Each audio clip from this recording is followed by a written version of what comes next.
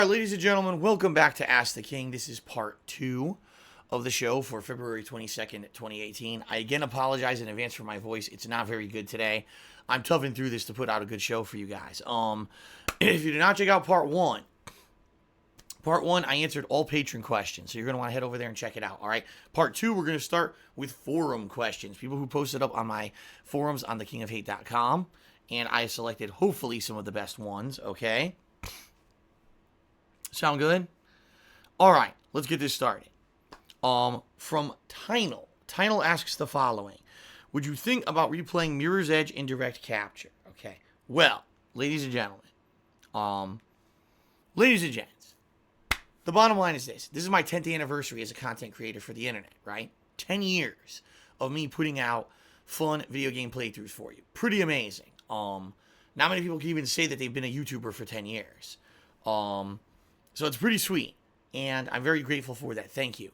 This year, I'm doing celebratory anniversary events of playing games again that either were games that were synonymous with greatness, you know, playthroughs that were really good the first time around, and or redoing some playthroughs, excuse me, that maybe the first time around weren't of the highest quality, or maybe the playthroughs aren't so good anymore. Perfect example. Right now, I'm replaying Grand Theft Auto San Andreas for 2 reasons. Number one, it was one of my greatest playthroughs of all time, but the visuals weren't great. I used a camera, but this was before direct capture, so the visuals looked like shit. Number two, the playthrough is kind of ruined right now, because sadly on YouTube, over the years, Content ID, copyright matches have either muted, blocked, or made the audio of the video sound absolutely terrible. So to watch the San Andreas playthrough from start to finish, a big chunk of it is either missing or muted. And that basically makes it really shit, okay? So that being said, folks, I'm open to hearing what games from the past people would like to maybe see me replay with direct capture. Already this year, I'm definitely going to be doing Bloodborne, even though the first playthrough was direct capture. I want to do kind of a redemption run where this time I don't grind and I do the DLC. I'm already planning on doing a Heavy Rain run. It's going to be a long time since I played Heavy Rain, so it'll be pretty cool to replay the game. And I'm debating this summer also doing a Mass Effect 2 FemShep Renegade run, where I'm doing all negative decisions with a female shepherd who just beats the crap out of everybody. Could be pretty sweet, right? And I am looking forward to that. So that being said, would people like to see me play the original Mirror's Edge in direct capture? I don't know. I mean, certainly it would look way different from the original playthrough, if you remember. That was actually one of the earlier playthroughs I did with the camera. It wasn't even widescreen, so I had a crooked angle. The colors and everything in the game were outstanding, but they bugged your eyes out. They bugged the camera out. The brightness was always off. Would anyone like to see me replay Mirror's Edge? Or, here's another one. Would anyone like to possibly see me play a game that I've wanted to replay for years, okay, and haven't had a chance to replay, Dead Space 2. This was a game I only played once ever. Again, it was before direct capture, survival horror, so that's cool. You can see elements of horror and stuff. People like to see me play survival horror games. And I honestly played it once, and even though I remember a few really cool things from it, I never really went back and played it. I consider maybe replaying a game like that. But that being said, I mean, honestly, if people want to see Mirror's Edge, I would do it. But I haven't gotten, like, tons of requests over the years for me to replay it. So there you go. All right. Gustavo asked the following. He said, if your channel on YouTube, DSPGaming, grew exponentially overnight, would you still migrate to Twitch like you said before, or would you stay as it is and perhaps try to devote more time to create new series and expand your empire on YouTube? Well, first of all, this is a hypothetical, right? As we all know, DSP Gaming is not going to be growing anytime soon on YouTube. YouTube literally worked against my channel over the years by changing the algorithms, the way that videos show up in search, and all that. My channel's basically been destroyed over and over by YouTube and their changes and shit behind the scenes. They want this one style of video to be at the forefront of their website, and my raw gameplay videos ain't it, okay? All right, but let's say that, for example, there was a freak thing, and yes, it exploded, okay? It exploded, and, you know, for some reason, my YouTube channel blew up and became super popular, and all of a sudden started making, big views and money. Would I focus primarily on YouTube again, or would I stay with Twitch? I'll be honest with you guys. I would stay with Twitch because I'm not stupid. At any moment's notice, we've now seen what can happen with YouTube. Excuse me. At any moment, we could see, sadly, YouTube's ad revenue drops off the face of the earth. YouTube has a new policy change that screws everyone over. YouTube promotes someone who makes videos about suicide bodies, and now everyone suffers on YouTube. YouTube is garbage. YouTube is the past. YouTube very much is the past of video creation and the past of gaming and the past of everything. They had their time in the limelight. Their time is done. They're going to keep declining. They're going to keep having negative press. They're done. Advertisers don't want to be on YouTube because they know that YouTube is not a lucrative place anymore. Intelligent people don't go to YouTube to watch advertisements and buy products. Little kids go to YouTube to see drama videos and click on stupid shit, and these advertisers don't make any money or anything on the advertisements they put there, okay? So, that being said, folks, there's no point. For me to put so much work and emphasis on stuff I do on YouTube at this point would be completely nonsensical when the whole thing could blow up and fall apart. And we know Twitch right now is on the rise, and we already know Amazon is supposedly working on a competitor to YouTube. Why would I even if some randomness, they change the search algorithms again, and now DSPGaming is like the giant channel. Why would I start focusing on that again? I'd rather stick with what I like. I like Twitch. I like I said, this interaction with people on streams and all that. This is what I like. This is where I want to be. I don't want to be back on YouTube. YouTube's toxic. I can't even have comments enabled on my videos on YouTube because of the toxicity of the website. I'm done with them. I really am. All right. This question is from Dean Jones. And he says, Phil, what's your opinion on game publishers and their influence on the development of games? Over the last number of years, I've seen games that were rushed out to compete with similar titles. This obviously affects the vision of video game developers. So do you think that those who invest money to produce games should take a step back and maybe focus mainly on the logistics? Or do you think that because of their significant investments that they have as much rights as the developers to steer the artistic direction of the game? I'd like to hear your thoughts. Yeah, it's tough. It's tough because Dean Jones is right. What we're seeing now more and more is that game publishers who put forward a ton of money so that a game could get a lot of development time, a lot of money invested in its staff, resources, etc., are now, sadly, shaping the outcome of the final game. This would be like saying, I'm going to commission a great artist to make a huge, beautiful statue for a public venue. And you give them some general guidelines. Okay, so they start to work on it. Then next thing you know, oh, by the way, that statue needs to be done by this date, and it should have these elements in it. And it's like, yeah, but I'm an artist, and really, honestly, I wanted to do this. I thought this would have been a better direction for the statue. And if I have more time, the game will be better. The statue will be better. I'll have more time to add more elements, make it more robust, something that'll last longer, not just a flash in the pan where people look at it once and don't want to see it anymore. No. This is my money. I'm investing it in this game. I'm the reason that you're able to make this statue to begin with, right? So you do what I tell you. And that's pretty much what's been going on with game publishers for a long ass time. It's getting worse and worse. Here's a perfect example. Metal Gear Solid 5. A game that if Metal Gear Solid 5 were allowed to have been developed and finished, because the game was released unfinished, would have probably been one of the best games ever made, if not the best game ever made. That game had amazing amounts of content, great production values, story elements, great stuff, right? Another game, Final Fantasy 15, right? The game, if it had allowed to been developed and had not had the constraints it had and had to be cut short and released unfinished, the game probably would have been the best RPG of all time. The problem is in the modern era, all right? Sadly, in the modern era, what it seems to me is that game developers don't care about the quality of the games. They just care about this. Well, if I invested my money, will I get my money back, right? I hate to say this, but people who invest money just to get money back, they should go to the stock market. They should go, you know what I mean? Offshore investment. That's what they should be investing in. Not artistic works that have to be a quality product for people to purchase and also have some kind of a value in the realm of artistic realm. Video games are art. We have to realize this in this day and age. Video games very much are art. They're very much as artistic as television, movies, music. In fact, they're more profitable than all three combined. Video games are art. And when you tell someone who is an artist, who is a talented video game developer, that they have to curtail their artistic vision to make something scaled back from what they originally wanted, that they have to rush out a game that's not finished and cut off entire portions of the project to make a release date so that they can make their money, you fucked up. And really, you've lost sight of what the whole point is of developing a good video game. And I hate to say it, when you look at games where the only thing about the game is the catch of the repetitive multiplayer, and the story is basically tacked on and not really there, and the only reason anyone plays the game is because there's social interaction with their friends, those games have zero artistic value.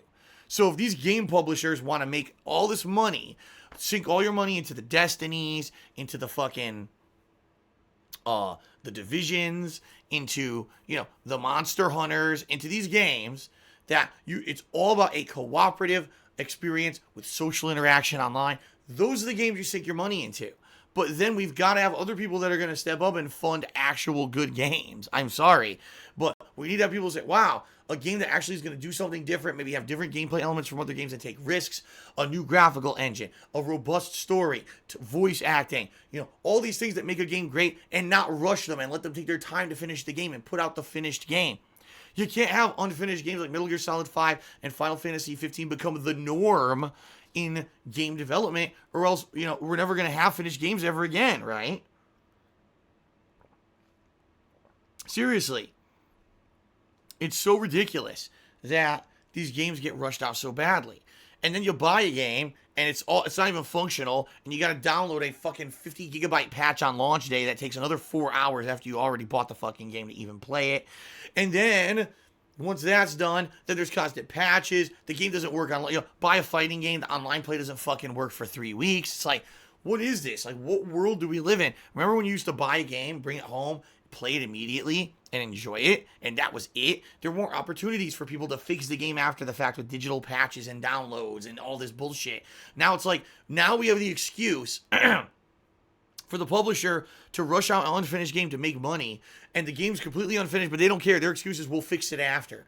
That's ridiculous. That's a terrible mentality to have. And I hate to say it, but there are groups of gamers out there that are supporting and or propagating, allowing this practice to happen. I'll give you an example. And I want you to understand, I'm not trying to insult anyone when I bring up these examples. Rainbow Six Siege. Okay? When this game was released, it was unfinished, broken, buggy, terrible frame rate. The game crashed constantly on every single version of the game that existed. It was a piece of fucking shit. The game was terrible. But over the course of 2 years, the developers rushed to, let's put out fixed patches, let's improve, let's release this new game mode. They completely changed the game from the ground up. Apparently now Rainbow Six Siege is a completely different game from what the original game was, all right? And there's people who absolutely are amazing. And, I love this game, I bought it, and it's so good, I'm glad I stuck with it, or whatever, and they defend this game. But what about the people who bought the game at launch? The game was a piece of shit. They don't have time or desire to stick with a game that's a piece of garbage. And that was it. That was the end for them, right? Street Fighter V. This was a game at launch. Was a joke. No single player content whatsoever. Online play didn't work. The gameplay itself had so much input delay that it was almost unplayable at a competitive level unless you just wanted to do slow, laggy patterns. The game was a piece of shit. And then Capcom had to patch it and patch it and patch it and patch it and patch it. Then they had the gall to sell DLC characters before the game even fully worked. Unbelievable. Okay, now, in 2018, 2 years later, after its initial release, 2.5 years after the first beta ran, Street Fighter V Arcade Edition, with all these additional characters added, the game's been completely retooled and rebalanced, and the online play isn't so bad anymore. Come check it out. Why? If you go back to Street Fighter V now, and you give Capcom more money, just like if you go buy Rainbow Six Siege now and you give that game developer money now, you're supporting the practice. And you're telling game developers and game publishers, it's okay for you to release a turd at launch as long as 2 years later you eventually fix the game. And what's going to happen if we allow this practice and we support these kind of games, these games will become the norm. Every game we buy at launch will be a broken piece of buggy shit that doesn't operate, nothing works, no content, and then we have to sit around and wait for 2 years to finally get a functional game worth playing. Is that what we want? Is that what you want, honestly? You know what I mean? It blows my mind that there's some people who, oh, well, I played Street Fighter V now and the game's great, so you really shouldn't talk shit about it anymore, Phil. Did you forget 2 years? 2 years when the game wasn't good? And everyone paid $60 for a game that was a piece of fucking shit? And now you forgive them magically because they fixed it 2 years later? No. And I'm sorry, I'm not even, the game could be the best fighting game ever made. I'm not going to support it because I don't support the practice of them releasing a garbage game at launch and then 2 years later finally getting around to fixing it and making it good. I don't want games like that anymore. I cannot support that practice. I want, when I spend my money, I get the working product. Let me give you an example. I go to buy a car. Do I go to the car dealership, give them thousands of dollars for the car, go to drive it off the lot, the car explodes, fucking tires bounce down the road, the windshield cracks and everything? Oh, well, don't worry. We'll gradually fix those problems, and about 2 years later, you'll finally be able to drive the car whenever you want. It'll work. When I go to a restaurant and I order the food, does the food come spoiled and rotten? And they say, well, if you sit here for 5 hours, eventually we'll bring you good food. You see what I mean? But this is the mentality. For some reason, when you go see a movie, do you walk into the movie and watch a shit movie first before you can watch the good one? No. So then why are we putting up with this in video games? Why are we directly supporting the practice of releasing garbage first and then eventually it gets fixed so now we forgive them? No. No one should be supporting Street Fighter V. No one should be supporting Rainbow Six Siege. No one should be supporting these games that when they were initially released, they were rushed, they were ruined by a publisher, and the game's a piece of shit. We should be panning them so that the publishers will learn you can't get away with this practice anymore. I really am worried about a slippery slope here where now publishers are getting the wrong idea. When you see these games that were bad at first and now they're success stories after 2 years of shit, they finally are good and now people like them. Oh, well, now they're just going to keep doing it. Street Fighter 6, we don't even need online play. Release it with just fucking two players. You know what? When Street Fighter 6 releases, let's just make it only 2 of the 6 buttons work. That's all people need, 2 of the 6 buttons. And people will base a whole game around 2 buttons, and then 4 months later, we'll finally release the other 4 buttons, and it'll become a 6-button fighter. But just release it then, and everyone will buy it, and we'll take all their money at launch. You see what I mean? Like, it's insane. It's absolutely insane. So, yeah, I hate to say it. In the modern era, I do feel that this is happening more and more, and people are kind of, they have uproar at first, but then they don't allow themselves to go the distance. I'm sorry. If you were someone, this is God's honest truth. If you were someone who panned Street Fighter V at launch for having bad online play, no offline content, and terrible gameplay because of the input lag delay, right? And you hated the game at launch, and you went back and bought it and spent money later, you fucked up. You actually are a hypocrite, and you went back on the things that you criticized, and you have now supported that practice. And if Street Fighter 6 comes out and it's a piece of garbage at launch, you're the one to blame. And that's the problem, is people don't want, Phil, you're being ridiculous. No, you got to give them the benefit of the doubt. You know, you got to forgive and forget. No, Capcom is not a new development company that deserves your forgiveness. They've made repeated problems over the years, on-disc DLC, changing entire series to shit people didn't ask for. They constantly made these fuck-ups. You can't just keep giving them a pass because they're Capcom. Same thing. You know, all these game developers that do this repeatedly, and we just give them a pass. We can't do it anymore. I'm sorry, man. You can't. We have to stick to our guns as consumers and stop spending money on garbage. We have to stick to stuff that works, and we have to basically make it so that these developers feel it, of all places, in their wallets, in their pockets. When they don't get paid for games that are crap at launch, they'll stop making them. But when you, see, now we doubled the user base of Street Fighter V via massive online marketing via streams, and then people eventually bought it even though the game sucked because they wanted to be part of this culture of online competitiveness. And then Arcade Edition came out and we fixed everything 2 years later and a bunch more people bought the game, so now we're good. No. No, you just rewarded Capcom for 2 years of terrible business practices, and that's bad. Okay. Shout out to Mr. Swaggins. He did cheers that your Assassin's Creed 2 playthrough was a classic for me. Maybe you could put that into consideration. It's actually on PS4 now. Maybe. Again, I'd be curious to see what people will say are games that they want to see again from the past. Okay. Okay. Jack Cooper the Plumber asks the following. He says, I have 2 questions. They're both connected to each other. First, do you plan on playing the new Spider-Man game by Insomniac Games? Yes. And if you are, would you consider doing a Spider-Man game marathon leading up to it like you did back in 2012? This would allow you to get through lots of other games that people have wanted to see you play, such as Spider-Man the movie tie-in games from the early 2000s, and Ultimate Spider-Man, and maybe even Spider-Man 2 Enter Electro on the PS1, even though you hated the first game. Well, first of all, you got to understand something. I'm in a different situation right now. All right, I'm not just making videos for YouTube. It's not 2012 where no matter what game I played, people came out to watch whatever I played. It's not that situation. I have to be careful that what I play, at least I'm getting enough attention, enough support that I can pay my bills. So I can't just do a whole week of retro throwback Spider-Man that no one watches and now I go out of business. That can't happen. Could I play a few retro Spider-Man games, balanced in with other stuff that's mainstream stuff that people want to see? Yes. Okay. Now, the other thing you have to factor in, I'm not doing recording with the camera anymore. I used to just point a camera at my television and I can record any game. Now, I can only do stuff that I could direct capture, which means it has to be on PlayStation 3 or PSN, where you can get it emulated, Xbox 360 and Xbox Live emulated, or Xbox One and PS4. It has to be on those. If it's not, I can't play it. So you're mentioning all these old Spider-Man games. Are they available readily? Can I get them digitally on PSN and play them? Or is this something where I would have to have a PS2 and hook it up? Because I can't. I don't have the means to capture directly from a PS2 or a PS1 or anything like that. It would have to be something that's emulated, okay?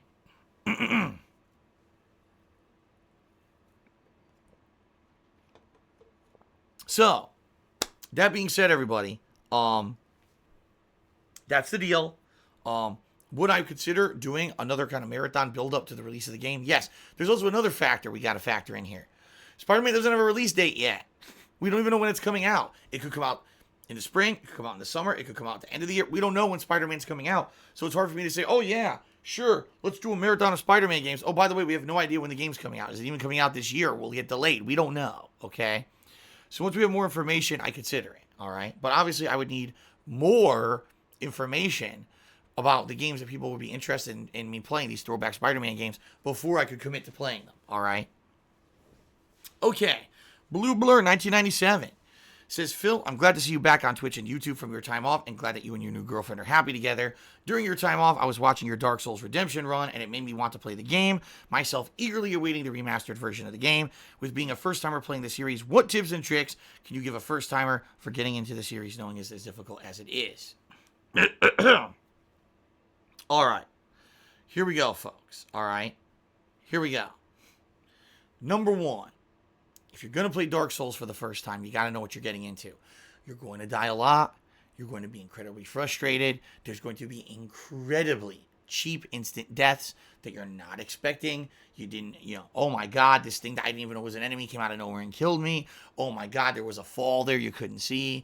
Oh my God, there's going to be a lot of backtracking. There's going to be a lot of lost souls that you earned, and they're going to be pissed away. You just got to accept it. All right, you have to. Because if you don't accept it, and you're a person who gets so angry about every little death and every little thing, you are going to be so frustrated playing the Dark Souls series. If anything, over the years, when I started with Dark Souls 1, I was completely not knowing what to expect. I wasn't of the mentality of someone who knew what it was. I came in, and by the time I had to rage quit the game, I was so fucking pissed at how difficult the game was and how mad I was at the game for what it was. Now when I played the Dark Souls series, it's the complete opposite. I know what to, when I was playing Dark Souls 3, yes, there were parts that I raged, but for the most part, I understood. This is coming. I just got to accept it. There's going to be cheap deaths. There's going to be bosses I don't know how to beat. There's going to be the shit, and, tough your way through it. Toughing your way through it legitimately and persevering when you know you're playing a game that's incredibly hard gives you a big feeling of accomplishment, right? So that's really the benefit to playing these games and toughing through those tough parts that might cause rage or frustration. Another thing that's a huge recommendation that I 100% recommend, Blue Blur, use online wikis. The Dark Souls series is incredibly cryptic. There are things in the series you will never figure out if you're just trying to figure it out on your own without using information about, wow, if you grab this item and you talk to this person, you stand here, you open up a new quest line, you'll get fast travel teleported to a totally optional, stage or whatever.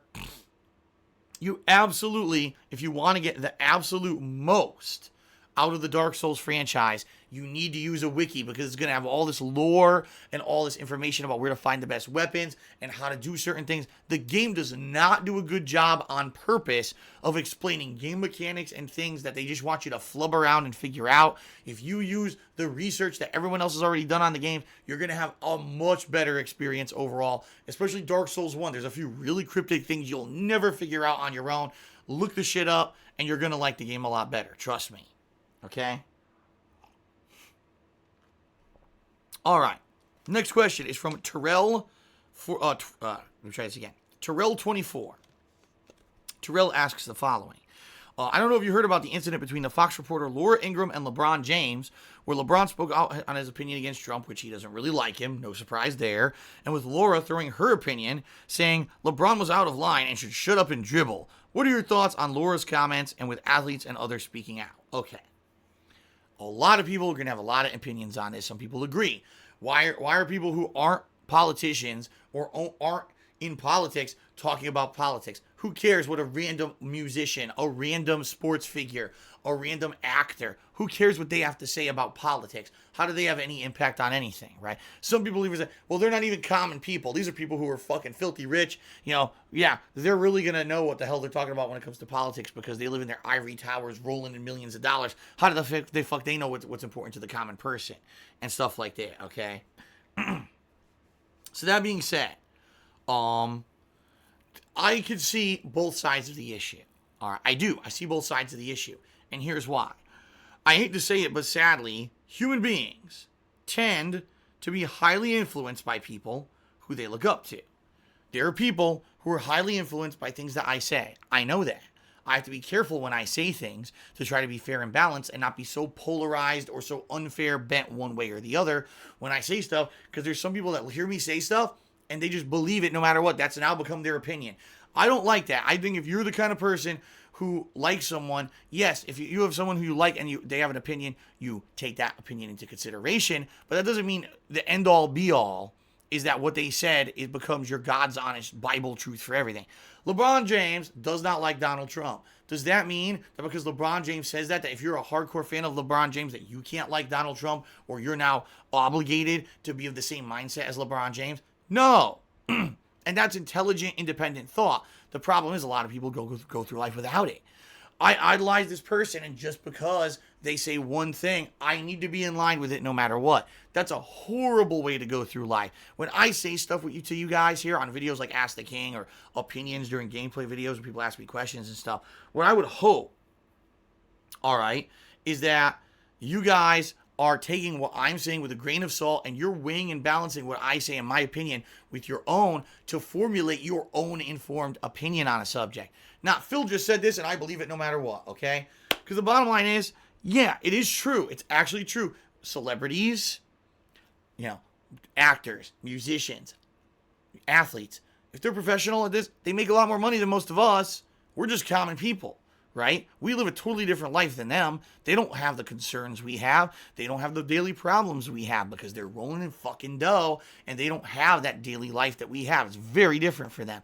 So for them to know what's important to us and be in the know about what's right, what's wrong politically, a lot of them are just talking out of their fucking butts. They're living this ideal life where everyone's filthy rich. So if everyone's filthy rich, how dare, this policy be coming into place with our government because it doesn't seem right.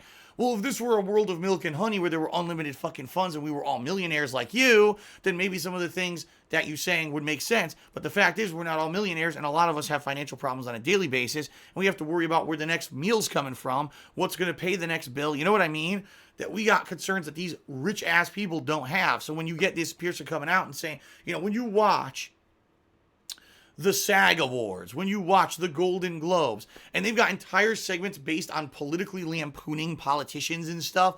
Wait a minute. You're an actor. You're paid to fucking walk on screen and portray a character. That's what you're good at. That's what this is supposed to be, an award show to award you for doing good as an actor. Not to have politically charged fucking statements and shit. Who the fuck are you? Right? And I get that. I can understand why people get so angry at that kind of thing.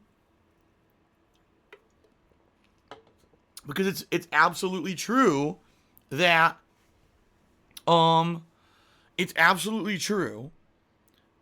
sadly there are people who believe that. You know, I watched the Golden Globes and it seems like a bunch of celebrities said that everything our government's doing is wrong. Therefore, everything our government's doing is wrong. So it kind of goes hand in hand. Number one, when you hear a celebrity, an athlete, an actor, whoever, when you hear them giving a political opinion, understand something. That person has 100% has the right to share their opinion. So this Laura Ingraham is completely in the wrong. She has no right to criticize LeBron James' ability to share his political opinion. It's called freedom of speech, Laura. You're an idiot if you think just because a guy is a professional athlete, he doesn't have the right to share his opinion. He does. Absolutely, he does. So Laura's in the wrong here. The problem here is that people listen to these things that these celebrities say and take them as Bible fact, or that's how I should feel because I'm a fan, and that's not how you're supposed to go through life. So even though, yes, it's LeBron James' right to share his political opinion, he also should be responsible and realize there are people out there that kind of are a little bit of sheepish, right? They're going to believe whatever you say, and you got to be more conservative with the kind of things that you say. Right now, I could come out with a million strong political statements, and some people would believe me, some people would take it the wrong way. I don't do that. I purposely try to stay away from politics when I can, because I know how it is. I know, having a following on the internet, how it is. And I don't want to become one of these figurehead people on a soapbox and I'm going to stand up for this.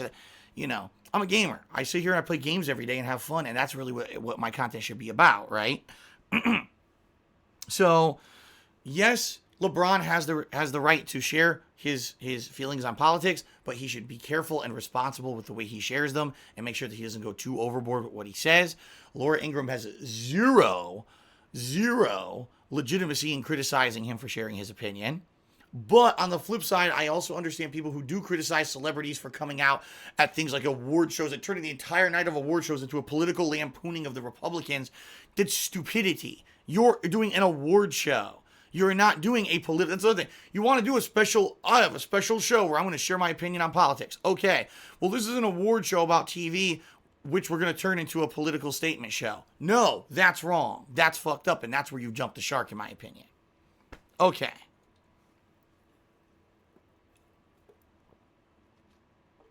All right. Up next, we've got Red Terra, who says, do you tend to play more indie and mid-tier style games to branch out a bit from AAA and retro replay direction you've been going for several years? Do you think it had strengthened your channels with an influx of new viewers? Red Terra actually had a ginormous paragraph where he elaborated on this, but I read it, and in summary, what he basically feels is this. I play almost all AAA games, all right? You know, every once in a while, yes, I'll do an indies marathon, okay? And I'll cover a game that maybe no one's heard of, or it's a lesser-known game, because it's not a big major release. But for the most part, I only cover big AAA releases, and what he's saying is it seems like the new era of games is finding these games, these hidden gems, a game that maybe no one knew about, and you play it, and it becomes big and viral, and now you get attention for being the guy who plays the game that no one really knew about, right? To which I respond, Red Terra, I would be very happy to be a person who covered more of those style of games. Here's the problem. It's not 1995 anymore. It's not like, oh, in the month of February, there are 4 games being released. 2 of them are AAA and 2 of them are more minor games, and now you can play all 4. It's not like that. Even since when I started doing video game coverage for the internet to now, the amount of games that are being released on a daily basis has grown exponentially. okay? It's incredibly difficult to figure out what game is going to be worth playing and what's good. If I were to take a lot more risks, excuse me, I'm going to play this indie game and this indie game and this indie game. Yeah, I might find gems here or there, but I also might find a bunch of crap games. And the problem being, as I've mentioned many times, I'm not financially liquid. I don't have a lot of funds. I don't have a lot of money that I can invest in buying constant games. And because of that, what if I buy 5 indie games this month? I forego a AAA release that otherwise people would have watched and wanted me to play, and to play these indie games, and all of them sucked. And then they ended up only being a couple sessions, and no one wants to see them anymore. See what I mean? If you could have 2020 hindsight and say, oh, this indie game was great, I'm going to go back and play it when it's new. You can't do that. You can't be in the future and come back to the past to cover a game at launch. It's very hard to figure out which one of these games that's not a AAA release is going to be a game that ends up being entertaining for a viewing audience and people want to see, or ends up being good for a playthrough. It's not like that. I wish I could. I wish I had a discerning eye and I could look at a million games coming out this month and say, wow, here's an indie game out of all the ones this month that looks like it may have potential. I really don't have that. I usually just go by the mainstream releases, and every once in a while, if there's time, yes, if people tell me overwhelmingly, Phil, you should check out this indie style game, it's been good, then I'll play it. Or if I'm doing an indies marathon coming up in early March, that'll be an opportunity for me to check out a bunch of games that maybe I missed out on.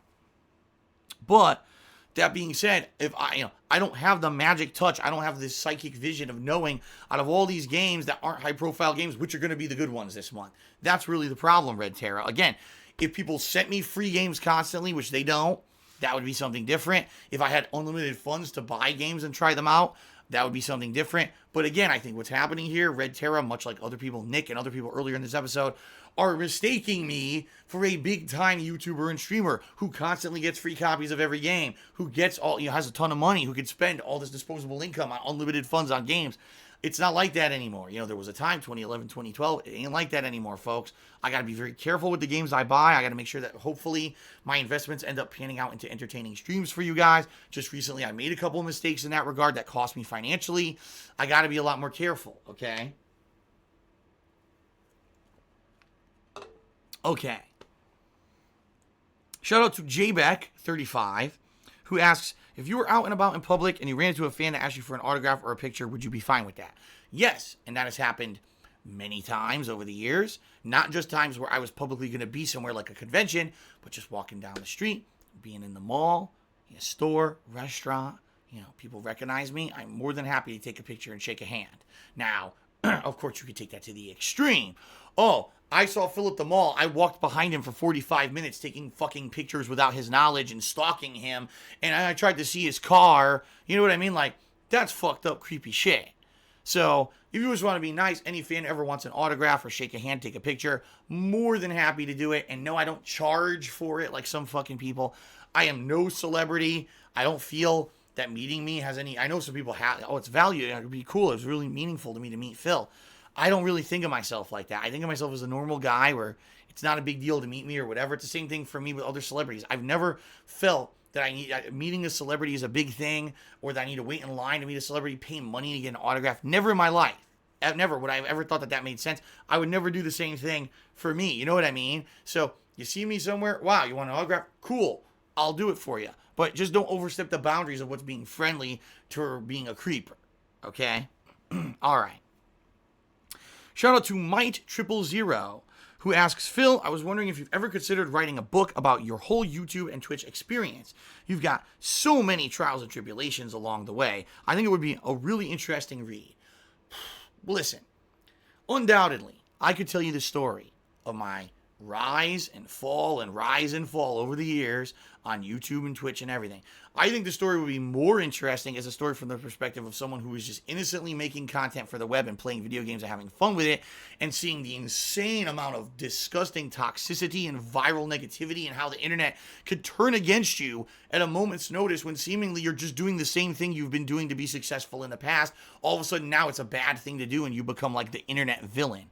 I certainly could do a guideline. Here are things to do and not to do when you have an internet presence. Because, oh man, have I learned things that you should do and things you should not do when it comes to having an internet presence. And I get the feeling there's people daily who get more popularity and they don't realize these things and they make the mistake. And now you got creepers after you, you got fucking trolls, you got all kinds of shit going on in your personal life. And man, I never thought this would happen. I wish someone would have warned me. I probably could do a really good guide and or book about that in particular, some of the shit that's happened. So all right, but would I ever write a book? I have no plans on it. I really don't think, like, if I made a book, let's be real here, if I made a book, how many people would buy it? Not many. You know what would happen? I'd get a couple hundred fans who would buy it, and then you get a bunch of trolls who would steal it digitally somehow and fucking just rip it and give it to everyone for free. So there's no point in making a book. There really isn't. Okay. Last question before the break. We'll take a break to do the third and final part of Ask the King. And this is the question from Infinite55. So here we go, Infinite. He was waiting for his question to be asked. He says, top psychiatrists say people are often products of their own environment. That being said, you are someone who has been a recipient of both online abuse and gargantuan negativity perpetrated by extremely cantankerous and pugnacious people. I like this guy's verbiage. He's very verbose. I would like to know how you both cope and maintain a positive attitude whilst being attacked on a consistent basis, and if you could recommend any coping strategies that have worked for you in the past, aside from just ignoring the instigator. Well, let's see here. Here's the thing, folks. He's right. I mean, let's face it. How much negativity have I been come up against? And the thing is, sometimes it's legit. Sometimes I go off the cuff. I say something that's out of line. I go too far with something. If you're going to criticize me for that, I get it. But now, we're to the point now, folks, where people are literally just making shit up. Right now, there are people on the internet making up a hypothetical that my girlfriend Kat doesn't live with me. I lied. She's not really here because I haven't put her in a video with me yet. Now, going just from the question, right, just the previous question, what, if you wrote a book, what would it be about? Me saying things I've learned over the years. Like, for example, don't put my girlfriend in every video I'm in and have her, basically be immersed and permeated in all my content, make it the content about me, not about my girlfriend. That way she's not negatively affected by the shit that happens, right? Now that I've learned from experience and now I'm doing things differently, because she's not in a video, she doesn't exist. It's all, it's insane. It's insanity. Where is she? We demand to see her. Where is she? What happened to her? You guys, it's nuts, the shit that I put up with on a daily basis, okay? So, that being said, folks, all right? That being said, hold on a second here. My stream chat crashed. There we go.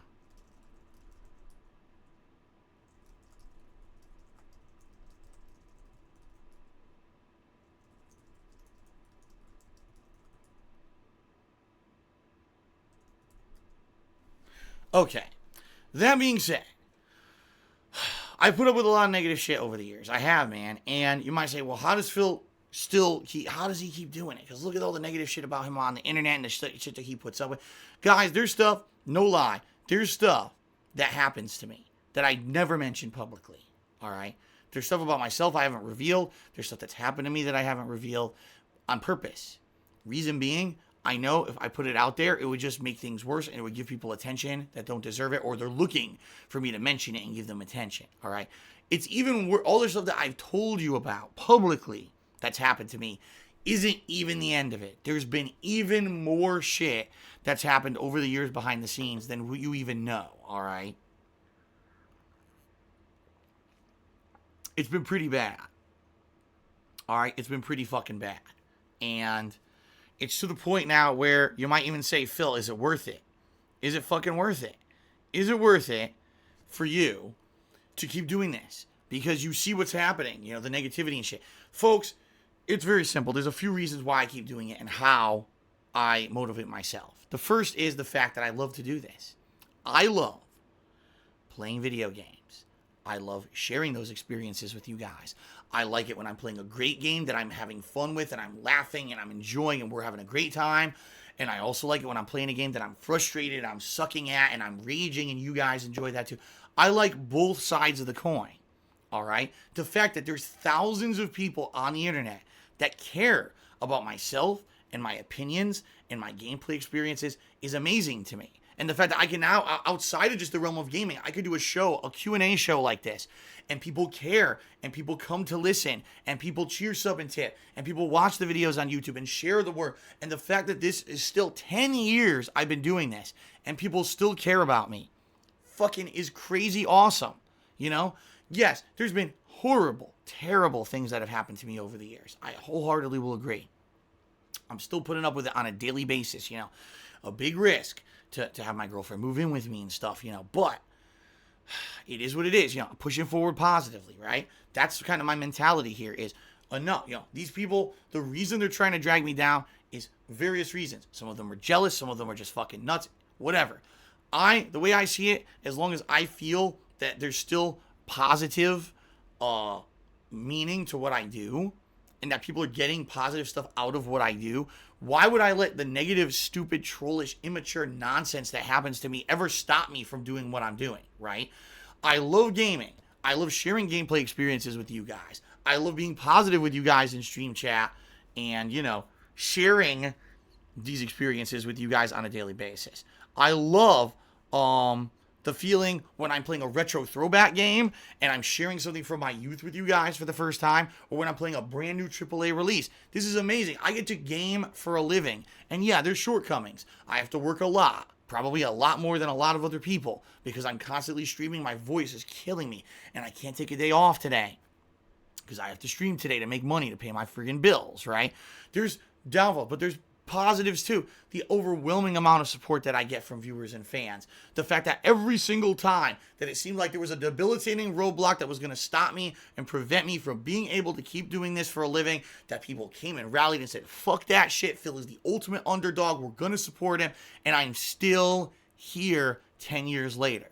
We've been through so much shit. Copyright strikes, swatting, DDoS attacks, doxing, you know, so many trollish things, you know, that over the years that I could mention. Decline in ad revenue on YouTube, being kicked off of Blip TV. You know, I could keep going. Amazing amount of shit that I've been through. And I've persevered through it all because of your support. So Infinite, when you ask me, what is it that I ultimately use to motivate myself to keep going? How is it that I can stay positive on a consistent basis, but still cope with the negative shit, right? Is it ignoring the people to some extent? Yes. There are some people that just want to get a rise, all right, and they need to be ignored. I just said, there's things that have happened to me over the years I've never mentioned on purpose because there's no point.